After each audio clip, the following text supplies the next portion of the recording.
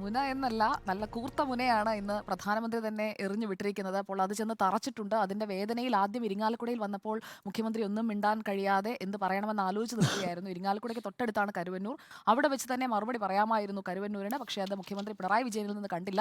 അപ്പോൾ മുന കൊണ്ടു എന്ന് മാത്രമല്ല, അതിന്റെ ആഘാതമേറ്റ് അതിന്റെ ഒരു സ്തംഭനാവസ്ഥയിലായിരുന്നു ആദ്യ മണിക്കൂറുകളിൽ പിണറായി വിജയൻ എന്നുള്ളതാണ് എനിക്ക് തോന്നുന്നത്. മാസപ്പടി കേസ് പ്രധാനമന്ത്രി തന്നെ ഏറ്റെടുത്തിരിക്കുകയാണ്. പ്രധാന പ്രചാരണ വിഷയം ഇനിയുള്ള 10 ദിവസങ്ങളിൽ മാസപ്പടി കേസിൽ എന്തും സംഭവിക്കാം. അതായത് CMRL എക്സാലോജിക് ഇടപാടിൽ ഇപ്പോൾ ED-യുടെ അന്വേഷണം തുടരുകയാണ്. എക്സാലോജിക് കമ്പനി ഉടമ എന്ന നിലയിൽ മുഖ്യമന്ത്രിയുടെ മകൾ വീണ വിജയനെ അടുത്ത 10 ദിവസത്തിനകം ED വിളിപ്പിക്കുമോ? അതാണ് ഇനി ഉത്തരം കിട്ടേണ്ട പ്രധാനപ്പെട്ട ചോദ്യം. ഇപ്പോൾ കരിമണൽ കമ്പനിയായ CMRL-ന്റെ പ്രതിനിധികൾ ഇന്ന് എൻഫോഴ്സ്മെന്റ് ഡയറക്ടറേറ്റിന്റെ ഓഫീസിൽ ഹാജരായി. അവർ കൃത്യമായി വിവരങ്ങൾ കൈമാറുകയും ചെയ്ത് കഴിഞ്ഞിരിക്കുകയാണ്. CMRL-ന്റെ MD ശശിധരൻ കർത്ത ഇന്ന് ഹാജരായിട്ടുമില്ല. അപ്പോൾ CMRL എക്സാലോജിക്ക് സാമ്പത്തിക ഇടപാടുകളാണ് എൻഫോഴ്സ്മെന്റ് ഡയറക്ടറേറ്റ് പരിശോധിക്കുന്നത്. അപ്പോൾ CMRL-ൽ നിന്ന് എക്സാലോജിക്കിന് കിട്ടിയ 1,72,00,000 രൂപ സേവനമൊന്നും കൊടുക്കാതെ കിട്ടിയ ആ തുകയുടെ കാര്യം, ആ കണക്ക് ഇത്രയും നാളും പലതരത്തിൽ ന്യായീകരിച്ചവരൊക്കെ അതിന് മറുപടി പറയേണ്ട തെരഞ്ഞെടുപ്പ് കാലത്തെ പ്രധാനപ്പെട്ട ദിവസങ്ങളിലേക്കാണ് നമ്മൾ എത്തുന്നത്.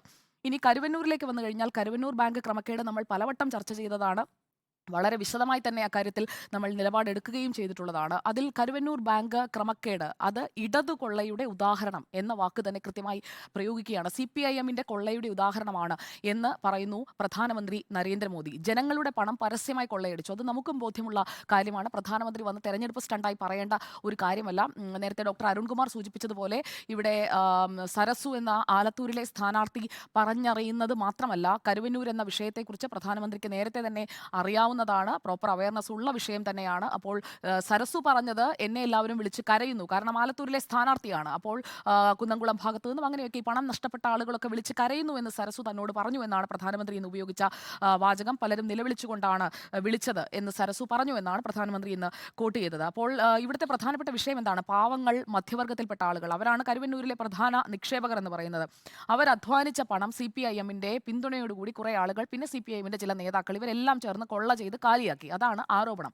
ആ ആരോപണം ശരിവെക്കുന്ന പല കാര്യങ്ങളും നമ്മുടെ മുന്നിൽ ഇപ്പോൾ തന്നെ തെളിവുകളായി നിൽക്കുന്ന സാഹചര്യമാണ്. പെൺകുട്ടികളുടെ വിവാഹം മുടക്കിയില്ലേ? മുടക്കി. പ്രധാനമന്ത്രി പറഞ്ഞതിൽ അതിൽ കൃത്യമായി നമ്മൾ ഒന്ന് വിലയിരുത്തി കഴിഞ്ഞാൽ, പെൺകുട്ടികളുടെ വിവാഹം മുടക്കി എന്ന് പറയുന്നത് കൃത്യമാണ്. ആയിരങ്ങളുടെ ജീവിതം കുഴപ്പത്തിലായി, കൃത്യമാണ്. അത് ആ നാട്ടുകാർക്കറിയാം. കരുവന്നൂരിലുള്ളവർക്ക് മാത്രമല്ല, കേരളത്തിലുള്ള എല്ലാവർക്കും, എല്ലാ മലയാളികൾക്കും, മലയാളം മനസ്സിലാകുന്ന എല്ലാവർക്കും ഇതിനകം തന്നെ കരുവന്നൂരിൽ എന്താണ് സംഭവിച്ചത് എന്നുള്ളത് വ്യക്തമാണ്. ഇനിയും അതിൽ CPIM-നെയോ അല്ലെങ്കിൽ സർക്കാരിനെയോ ഒന്നും ന്യായീകരിക്കേണ്ട ഒരു കാര്യവുമില്ല.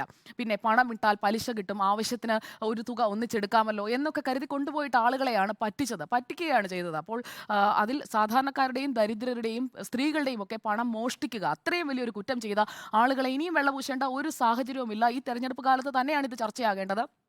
കാരണം ഈ സർക്കാരിന്റെ ഭാഗമായ മന്ത്രി K രാധാകൃഷ്ണൻ ആലത്തൂരിൽ മത്സരിക്കുന്നുണ്ട്.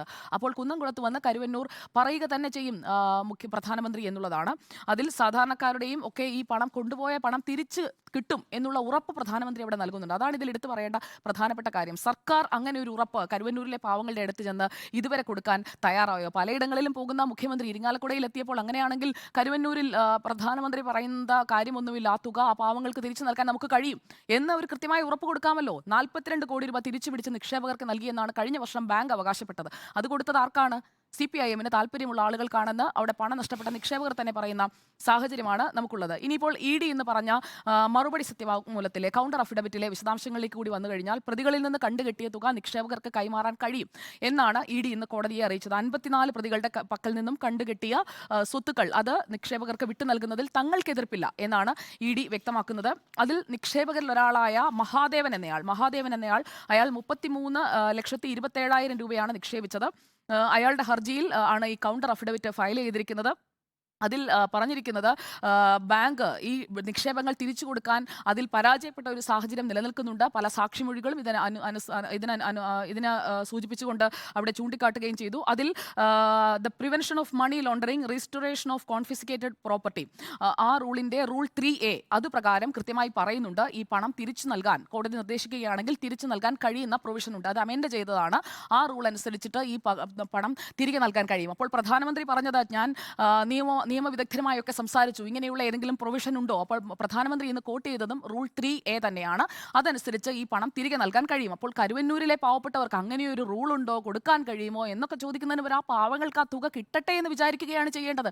അല്ലാതെ ഇനിയും നിക്ഷേപിച്ച് 5000-ഓ 10,000-ഓ വീതം കിട്ടിക്കൊണ്ട് എത്ര നാളാണ് അവരതിനു വേണ്ടി കാത്തിരിക്കേണ്ടത്? ഓരോരുത്തരും എത്രമാത്രം ബുദ്ധിമുട്ടി എന്നുള്ളത് നമുക്കറിയാം. 2021 ജൂലൈ 14 തൊട്ടാണ് നമ്മൾ ഈ കരുവന്നൂർ തട്ടിപ്പ് പുറത്തു വന്ന് അതേക്കുറിച്ച് ഇങ്ങനെ സംസാരിച്ചുകൊണ്ടേയിരിക്കുന്നത്. 30 ലക്ഷത്തിന്റെ നിക്ഷേപം ഉണ്ടായിട്ടും ചികിത്സയ്ക്ക് മതിയായ പണം കിട്ടാതെ മരിച്ചുപോയ ഫിലോമിന എന്ന 70-കാരി അവരുടെ മൃതദേഹവുമായി നടത്തിയ സമരം, അതൊന്നും കേരളത്തിന് മറക്കാറായിട്ടില്ല. ഇത് പ്രധാനമന്ത്രി വന്ന് ഓർമ്മിപ്പിക്കുകയാണ്. കരുവന്നൂർ എന്ന വാക്ക് കേൾക്കുമ്പോൾ ഫിലോമിനയുടെ മൃതദേഹം ഏന്തിക്കൊണ്ടുള്ള സമരം നമ്മുടെ മുന്നിലേക്ക് വരും. അങ്ങനെയാണ് അവിടെ ജനരോഷം അണപൊട്ടിയത്. മനുഷ്യപ്പറ്റുള്ള എല്ലാവരും കരുവന്നൂരിലെ പാവങ്ങൾക്കൊപ്പമാണെന്ന് പ്രഖ്യാപിച്ചത്. അതിൽ രാഷ്ട്രീയം കാണേണ്ട കാര്യമൊന്നുമില്ല. അതിൽ സ്ഥലം MLA ആയ മന്ത്രി ആർ ബിന്ദു ആദ്യം പറഞ്ഞത് എന്താണ്? പച്ചക്കള്ളമാണ് പറഞ്ഞത്. ചികിത്സയ്ക്ക് പണം കൊടുത്തുവെന്ന്. അത് വിവാദമായി കഴിഞ്ഞപ്പോഴാണ് അടിയന്തര സഹായമായ 2 ലക്ഷം രൂപ, പിന്നീട് അവരുടെ നിക്ഷേപം അത്രയും കൊടുത്തത്. അതൊക്കെ കേരളം കണ്ടതാണ്. ഇതെല്ലാം അവിടെ നിലനിൽക്കുന്ന കരുവന്നൂരിലെ സത്യങ്ങളാണ്. ഇനി ഫിലോമിനയിൽ നിന്ന് എടച്ചാലി രാമനിലേക്ക് വന്നാൽ, എടച്ചാലി രാമൻ സ്ഥലം വിറ്റ 10 ലക്ഷം രൂപ അവിടെ നിക്ഷേപിച്ചതാണ്. വിവാഹിതനല്ല, ഒറ്റയ്ക്കാണ്. അതുകൊണ്ട് തന്റെ സ്ഥലം വിറ്റ പണം അവിടെ കൊണ്ടുപോയി നിക്ഷേപിച്ചു. പുറത്തിശ്ശേരി ശാഖയിലാണ് എടച്ചാലി രാമന്റെ നിക്ഷേപം. അദ്ദേഹത്തിന് തലച്ചോറിന് ഒരു അസുഖം വന്ന് സർജറിക്ക് ആവശ്യത്തിനായിട്ട് അപേക്ഷിക്കുന്നു. 3 ലക്ഷം വേണമെന്ന് ആവശ്യപ്പെടുന്നു. പക്ഷേ ഈ തുക കിട്ടുന്നത് 1 മാസം കഴിഞ്ഞിട്ടാണ്. അതും വെറും 50,000 രൂപ. 50,000 രൂപ കിട്ടി 3-ാമത്തെ ദിവസം അദ്ദേഹം മരിച്ചു. അദ്ദേഹത്തിന്റെ ബന്ധു മനോജാണ് ഇത് വന്ന് മാധ്യമങ്ങൾക്ക് മുന്നിൽ സർക്കാരിനെതിരെ വന്ന് പറയുന്നത്. അത് പ്രധാനമന്ത്രി പറയിപ്പിച്ചതാണോ? അല്ലെങ്കിൽ ആലത്തൂരിലെ സ്ഥാനാർത്ഥി സരസു പറയിപ്പിച്ചതാണോ? ഒന്നുമല്ല. കൃത്യമായി കരുവന്നൂരിൽ ജനരോഷമുണ്ട്. ആ കരുവന്നൂർ വിഷയത്തിൽ അത് ഈ തെരഞ്ഞെടുപ്പിലെ പ്രധാനപ്പെട്ട വിഷയം തന്നെയാണ്.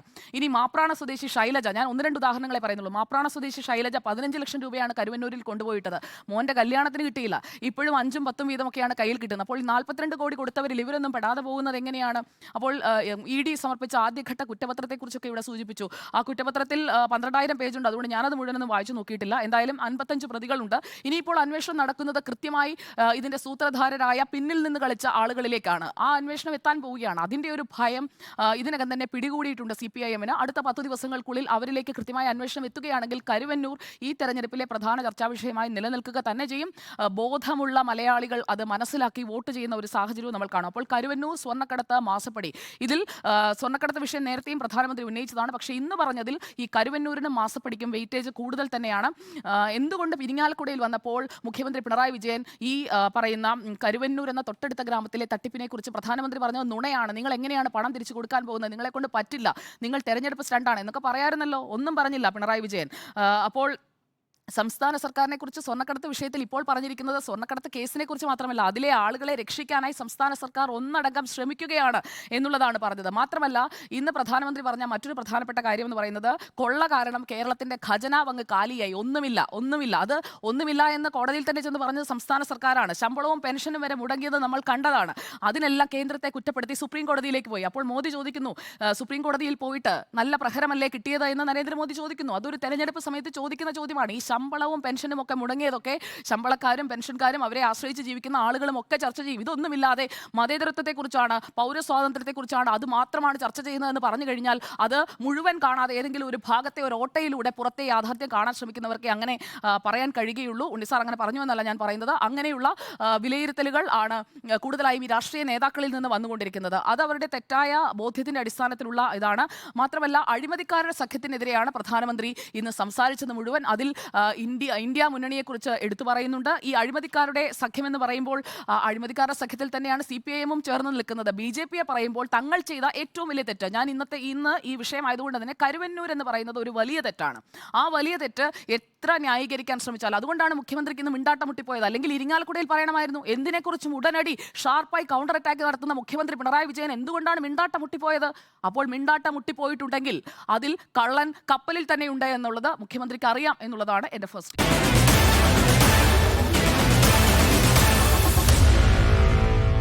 Meet the editors.